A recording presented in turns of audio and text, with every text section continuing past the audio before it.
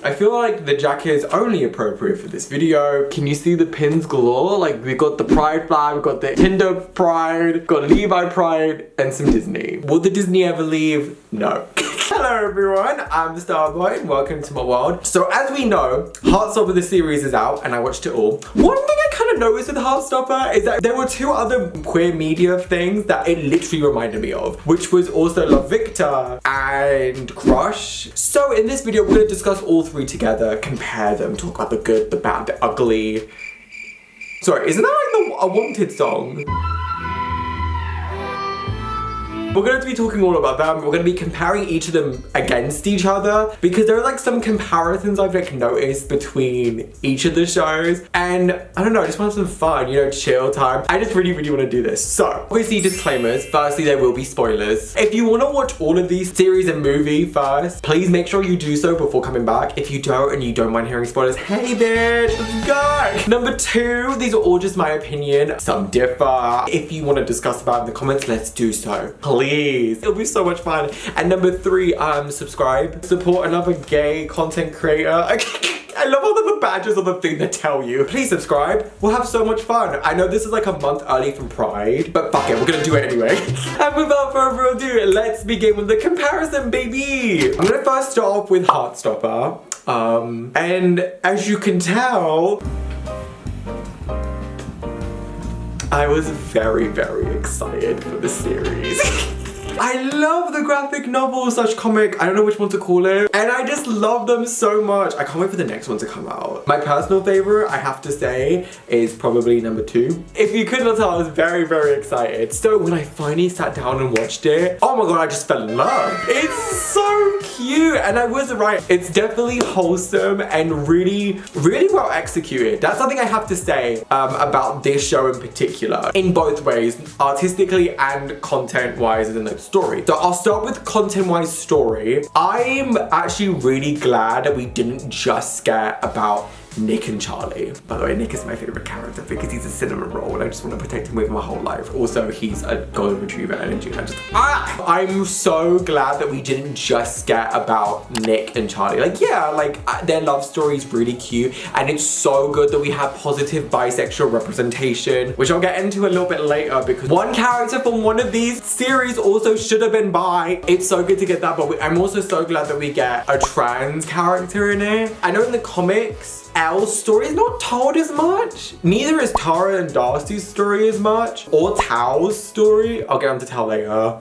I'm so glad that we got a little bit more of their story. Also, I'm so glad that all of their stories weren't just centered around trauma and pain. Like, yeah, I feel like there was some elements of trauma and there was some elements of like homophobia because it exists. But I feel like in particular, it's so good that we also had some other sides, so like trans joy and queer joy and just showing two queer people being in love and just loving each other's company and being happy and kind of being there for each other. I loved that so much. Honestly, Darcy and Tara are couple goals. Like, they're just so cute together and I'm like, goals, honey, goals. But again, I just love that we did get more of that. I love that we actually got their stories. Not fully, I wish we got more of Elle's story, and I'm hoping that next season we do get a little bit more of Elle's story. I know that we kind of got some of her story in the beginning, and we also got it when she was talking to Tao, which was quite nice. I do quite appreciate that we do kind of get their relationship kind of building, and I do ship them, I do have to say. So I'm quite glad that we had that growth and that development in there, but I definitely want more of Elle and Tao next season, which is surprising because Tao got on my freaking nerves. I would love to see more of Elle.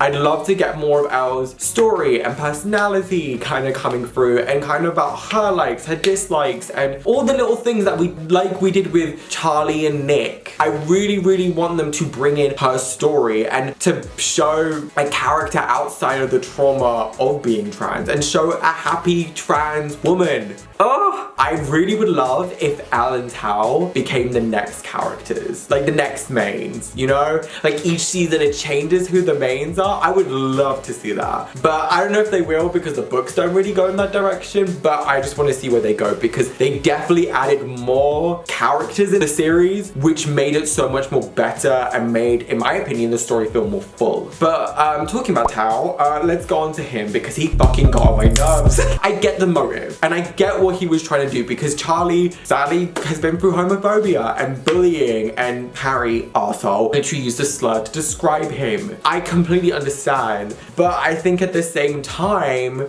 there's an element about it that I was just like, it was just kind of like overbearing, but like also just really like, oh, I don't like you. I get obviously a lot of it was to like protect Charlie in case Nick was messing around, which is completely fine. I completely get that. And I think it is because we get Nick's perspective. If we didn't get Nick's perspective, I think we'd be more on Tao's side. Honestly, that's what I think. But I think because we got Nick's perspective, they're like, oh my God, Tao, you don't get it. You really don't get it. But I think another thing that kind of pissed me off a little bit is that it started to become selfish. Like the motive changed from, oh, I want to protect Charlie, I want to make sure I'm there for him, and I want to see him hurt too. I don't want things to change. I'm like, babe, nothing is changing. They constantly brought up change, and I get obviously like, how old are they? Like 15, 16? So I get that conversation's gonna come into it. But at the same time, man, like, know your place. It just kind of, to a degree, even came off as like being too much and being too protective. I don't know. I just feel like it was just too much and it was irritating and really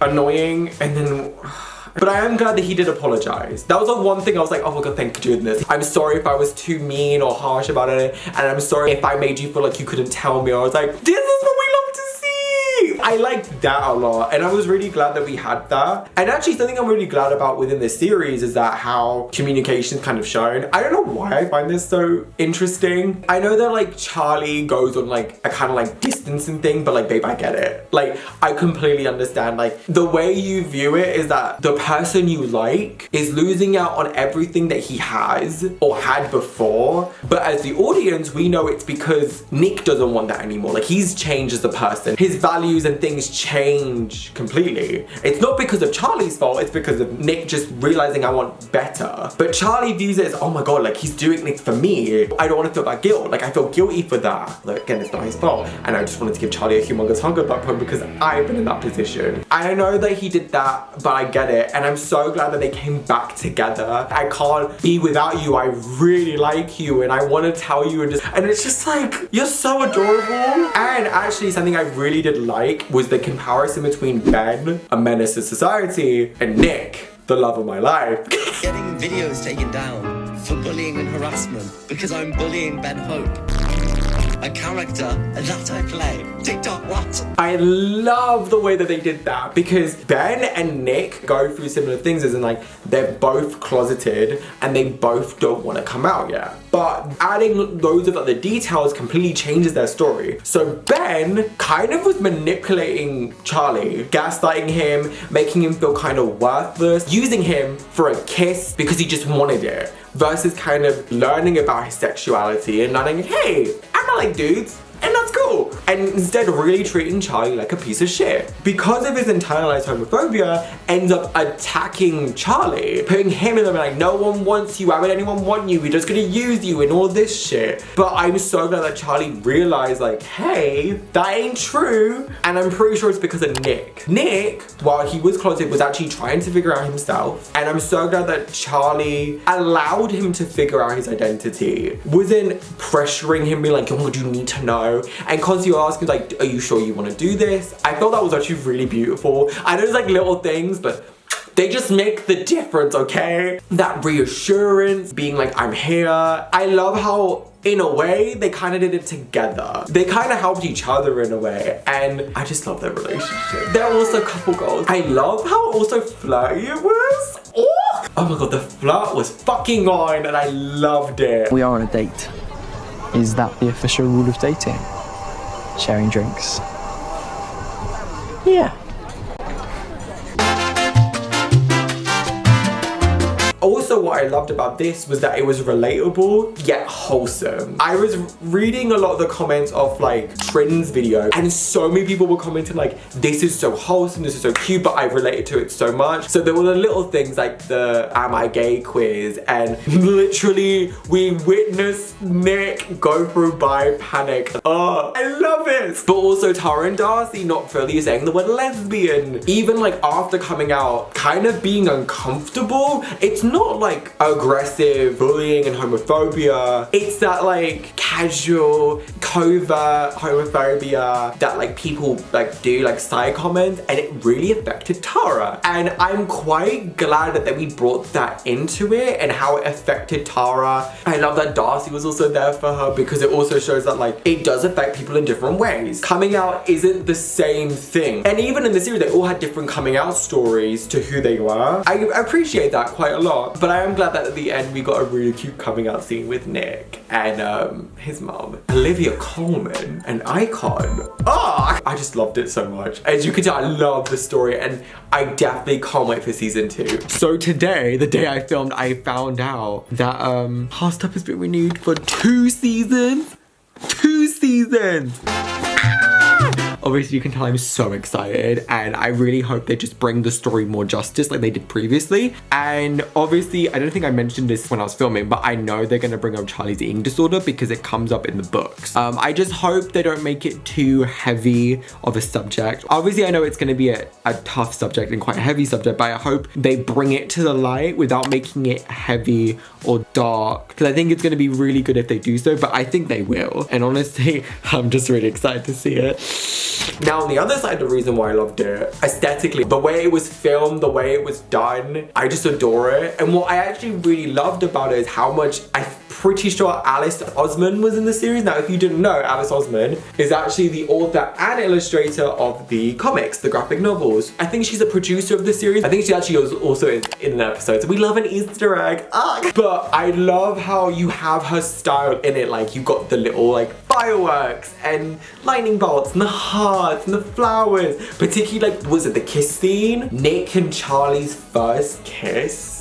The way it was done with the flowers kind of going around them is exactly like the book. And I was just like, oh my god, it's accurate. I love that aesthetically because it made sense. And I feel like it makes sense for the viewer. But I also love how much the drawn elements were kind of used artistically. So every time there was a title screen, it was different and it was always drawn. I just adored it so much, and I think it worked so well. But also, not just that, but the music. Now, the music is hella coming of age, and I was just like, these sound familiar. And then I heard the song that got very popular on TikTok, which was "They're So Pretty It Hurts." I'm not talking about boys, I'm talking about girls. And it came up and I was like, I know this fucking song. And I think that also like churches, and I loved how it was using like queer people in the actual soundtrack, and specifically queer women. I think also Rena was in it. Iconic, we stand up by icon. It was so thought out and so clever. And even like little things like the bag that Charlie was holding, like I noticed that. What Nick was wearing, the umbrella that Darcy had, it was a pan flag. I saw that. I saw that. It's just those little details, they're not as like important, but they make so much more of a difference. And I think those things just completely changed the series. And obviously, as you can tell, I absolutely adore it. It actually is my favorite thing I've seen this year so far. Yeah, I just love it so much, and obviously it is always gonna be in my heart. Next, we're gonna be talking about the most recent thing I've seen, which is Crush. And these two were actually released at the same time. Crush was fine. I quite like how unapologetically gay it was. And I like that it was made for a slightly older gay audience. But I will say I wish this wasn't in high school. I wish this was in college. Like college or university, because I think it would have worked so much more better. Anyway, that's my thing, but I love how you had like the different types of female queers, and I was like, oh my god, this is so fucking true.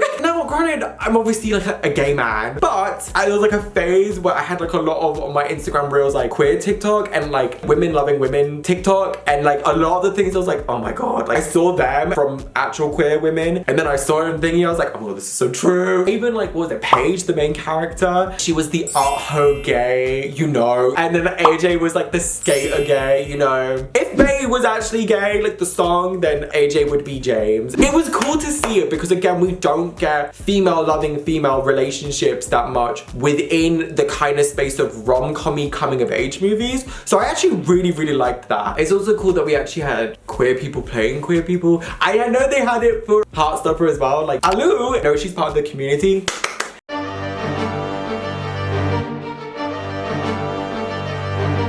So another point about Crush, which leads me into mixed emotions, not because of the actual reason for it, but just because of how annoying it is. All the straight people in this movie are hella horny. I'm like, babe, do you need a room? I mean, I have one, like, use it, but beware, you will get more taste of the gay. They make the straight people out to be so fucking horny compared to the queer people. I was like, huh? Because at first I was like, okay, this is just a really strange pattern. But then the more I thought about it, the more I was like, oh, hang on a moment. Like, that could be really clever. Because queer people in media, especially women and queer women in particular, oftentimes their relationships become very hypersexualized. And there is a thing which is called performative bisexuality. I actually did a mini essay on it for uni, and it's like a thing. I thought it was interesting that actually the queer people in this movie weren't very horny. A lot of their stuff was to do with more kissing and romance and like, oh, crushes and stuff like that, versus the straight characters being like sex. I'm now thinking about it, like, that's quite a clever thing. Okay, I'll give you credit for the movie, but again, it becomes very annoying. Particularly, I'm talking about the coach. Also, for any of my YouTube girlies out there, do you remember like the era, 2015, 2016 era of like hyper saturations and like back to school videos and all that stuff? Tila's in it. Tila was part of that era, and now she's in this. I quite liked her in it, actually. I thought she was quite funny. The things I didn't love about it, one, the communication was terrible. Like, it was bad.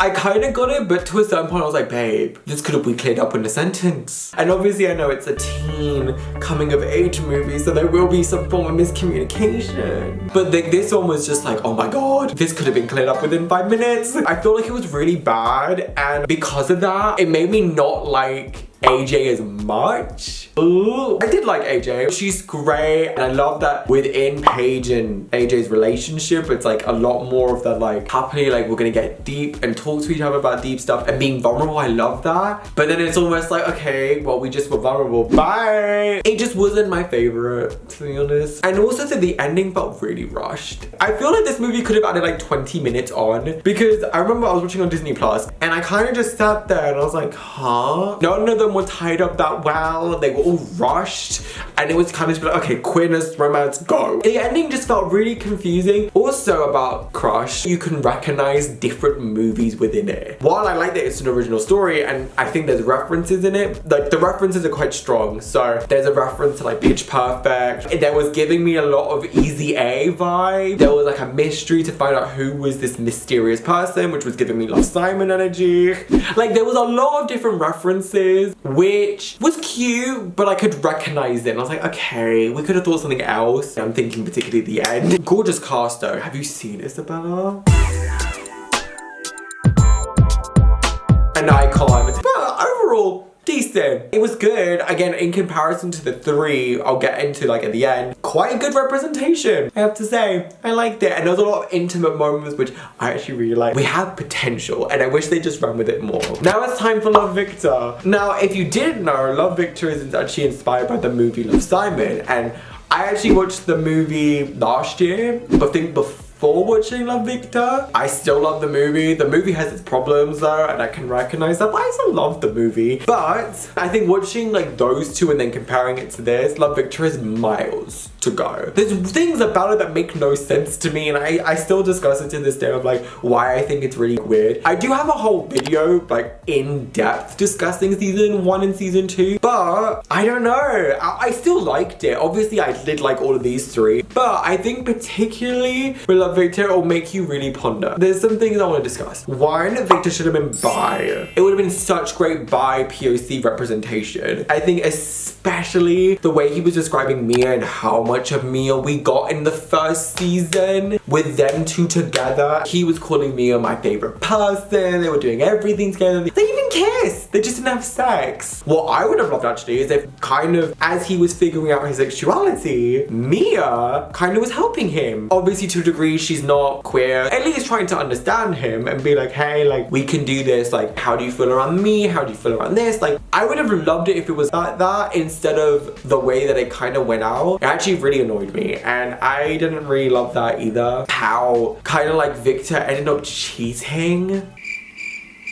That was something I really did not like, because A, that's like the myth that like gays and basically people in the community are very hypersexual and will cheat. But the thing that annoys me more is that no one gives him the consequences that like cheating has, because you kind of said that his mum cheats and everyone is on her case, as they should be. The whole family had to move and the relationship was failed and whatever. So yeah, it does change everything. But how did Victor get no consequences? Like none. Well, because he was gay? That's literally what is giving me the energy. No, because Mia's feelings were still hurt. And not even like still, they were very hurt. She really liked Victor. Victor treated her well, and then this fucking happens and we're like, of course. Honestly, the whole entire series, just Mia deserves better. Especially season 2, nothing went right for her. She gets slut shamed. And Victor just gets a congratulations, you're gay. I don't think I explained this well, but they more using him being gay as an excuse for why he cheated. And there's not the same gravity of like consequences or anything like that put on Victor. But the mum gets that, and Mia, who didn't even do the cheating, gets consequences and gets verbal abuse. But Victor gets nothing. I read sexism, but sure. The only person who gives him consequences is Pilar, being like, you did what mum did. And I'm like, as she should. I know I'm talking about negatives. I'll get into some positives now, actually. Love this from a queer person of color's perspective. We don't get that often, particularly within the rom-commy coming of age thing, so love that. B, I love the fact that we also get a queer Muslim man who's accepted.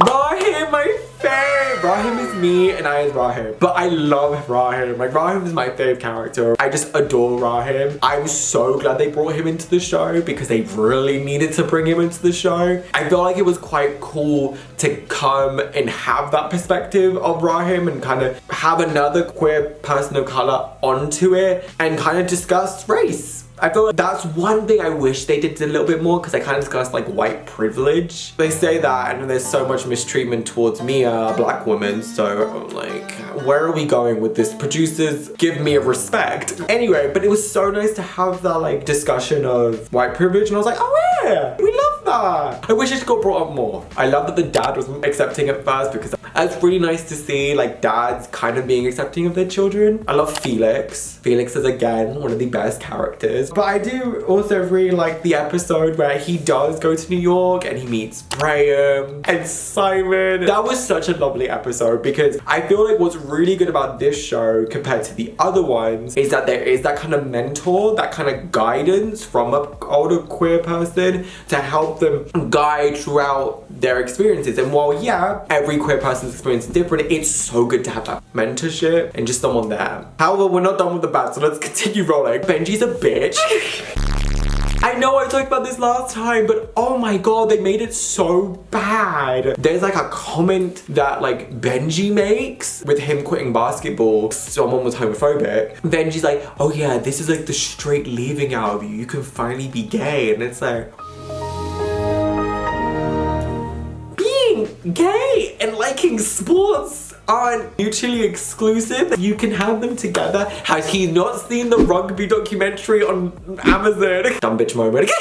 I feel potential for this show. I really hope season 3 is more unapologetically gay, because the problem with the show is that it feels quite straight. And obviously I get why, because season 1 was actually supposed to be released for Disney, but then they scrapped it, so then Hulu took it on. The more you know. And so a lot of it did feel quite straight, centered around straight characters a lot. Like, I think the majority of the characters are straight within the show. I will talk about this later in the comparison. Season 2 did feel a little bit more gay, but it was just more to do with like coming out. My hopes for this show is that it is a bit more gay and that we get Lake as being a bisexual legend. Again, another instance of me being so in sync. The day I filmed this, literally the Love Victor trailer for season 3 has come out, and I have some opinions, so let's chat about them now. First thing I need to mention, because I love this and stand this, Lake is the bi icon and I have no choice but to stand. But I really loved Lake during season 2 and they kiss.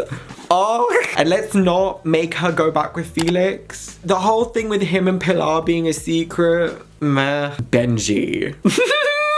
Still don't like the man. He doesn't like Rahim, and I have no choice but to not like him either. The one thing I quite appreciate from the trailer is that he's like, if we're gonna make this work, I have to work on my own problems. So I'm like, that's so mature, and I'm so glad he really grew up. I still don't like the fact that he's like, so like, you don't like Rahim? Because I'm like, Rahim liked Victor, but Victor didn't like Rahim then. I'm glad he didn't choose Rahim and they're just gonna stick friends. But I feel like Victor's gonna have to work on boundaries because this bitch cannot set boundaries to save his goddamn life. Rahim, I just want him to keep thriving and keep on being as gay as ever. Mia seeing his mom, I hope that goes well because she looks like a badass woman. However, we get introduced to another boy. Why? Why? Seriously, why? I'm a little confused why we're getting introduced to Nick. Tell you what he looks like. You know when they think of like a gay man, but like the gays think of like their dream type. I don't know why, but that's who I picture like a lot of the gay men being like, yes, that's him. I am slightly confused why we have another dude who's interested in Victor. I just wish we gave Victor more about like finding himself and more about figuring out who he is, like what he likes, what he doesn't like. Maybe like, oh, I actually really like this, but I felt like I couldn't do that because I had to pretend to be this role and now I get to be like that. It is slightly confusing that we don't have that and it's just another love interest. You get me? Now let's compare the three because I've noticed there's a couple of themes within it. Let's go, bitch. So number one, sports. All three of them have a theme of sports. At first I was like, why do they all have a theme of sports? One, I think could obviously be the most obvious one, which is to avoid stereotypes that queer people aren't into sports. Fine, I thought this at first. I think Heartstopper is the most like yes to this because literally throughout the series they also like Nick Nelson is the straightest man I know. And it's like, well actually no, he's actually bi. I like that, but also it's because the sports can be quite homophobic. It's more the fans and locker room chat and stuff like that. So much discussion around that and it's such a hyper masculine environment. So to kind of bring in not only women but also queer people into the conversation of sports and kind of seeing like how you can like both is quite good actually. I quite like that. As much as it was corny and as much I know as it was unrealistic, I kind of like the way that they all had their pink hair in Love Victor to be like, we're here for you, we're on your side. Kind of sweet, kind of dumb, but also kind of sweet. And it's kind of supportive. I like that we got the perspective of Nick kind of liking sports but also being bi. I like that. I kind of also want to discuss in a way how they all took the approach of queerness. So now I'm gonna compare this to also regular queer media. A lot of queer media sadly can be quite trauma based and quite traumatic, sadly. While some are incredible, some can be just extremely triggering and just sad and can be quite heavy to watch. And it can lead people not to want to watch it because we don't always want to see queer people kind of go through struggles and trauma and pain and suffering and their endings being just so sad. But all of these three are internally quite happy, which I'm quite glad. There are some things I want to discuss. Heartstopper, it felt really wholesome, which I loved so much. It felt wholesome, it felt cute. Something about it felt very young, just pure joy and pure serotonin. That's literally Heartstopper. But what I liked about it is it still felt real without being sad, if that makes sense. There was loads of elements about it that I was like, yeah, this happens on the regular. This is what queer people go through. For example, like casual homophobia, trans people having to move schools and people not using their names and dead naming them and crying because you don't know what sexuality you are and you just feel lost in the world. They're just so real. But at the same time, what I'm glad about is that we do get these happy endings and happy stories despite the homophobic comments that Tara gets. Her and Darcy are kissing and enjoying each other and being happy with each other. Like, I'm so glad. And Elle has the confidence to go back into her old school and kind of be like, I'm better than this. Like, I know my worth. And Nick, by the end of this series, screams out like, Charlie Spring is my boyfriend.